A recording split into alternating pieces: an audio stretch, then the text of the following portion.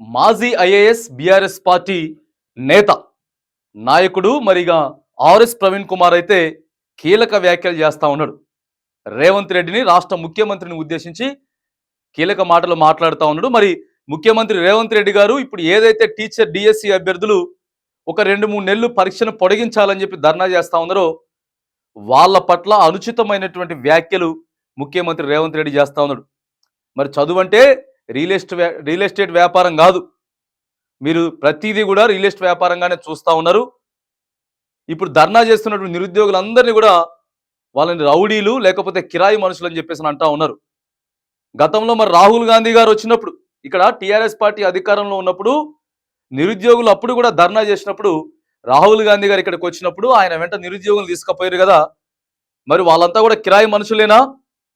ప్రతిదీ మీకు వ్యాపారం లాగే కనపడతా ఉన్నది. ఇక ప్రత్యేకంగా నిరుద్యోగులు చదువులకి ఉద్యోగాలకు సంబంధించిన అంశాలను కూడా బిజినెస్ పరంగానే చూస్తా ఉన్నాడు ముఖ్యమంత్రి రేవంత్ రెడ్డి అని చెప్పి ఆర్ఎస్ ప్రవీణ్ కుమార్ ఎద్దేవా చేస్తా ఉన్నాడు.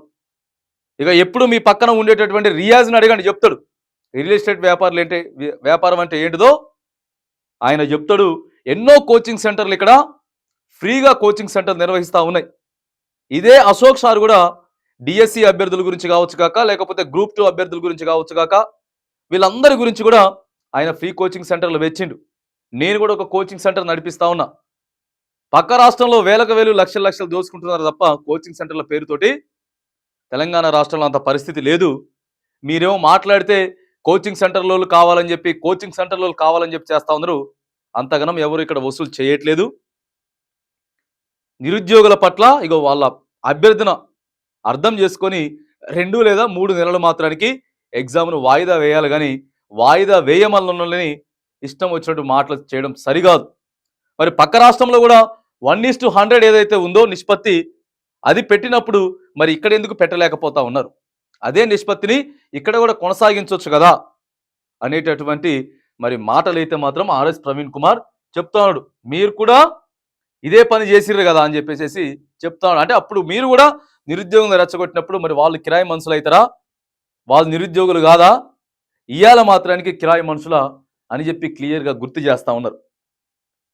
మరి ముఖ్యమంత్రి రేవంత్ రెడ్డి గారిని అడుగుతా ఉన్నాం, డిఎస్సి అభ్యర్థుల విషయంలో మాత్రానికి మీరు తప్పుదోవ పోతా ఉన్నారు. కరెక్ట్ విషయం మీరు చేస్తలేరు. డైరెక్ట్ నిరుద్యోగులనే పట్టుకొని వాళ్ళని కిరాయి మనుషులు అని చెప్పి మాట్లాడుతూ ఉన్నారు. అని అంటే వాళ్ళ ఆత్మ గౌరవాన్ని ఇగో మీరు కించపరుస్తూ ఉన్నారు. వాళ్ళ ఆత్మ గౌరవాన్ని కించపరుస్తూ ఉన్నారు. కాబట్టి తక్షణమే మీరు వాళ్ళకి క్షమాపణలు చెప్పాలి. సరే, ప్రతిపక్ష హోదాలు అంటే ఇవన్నీ పక్కగా పెట్టండి, వాళ్ళు ఎంతైనా రెచ్చగొడతారు.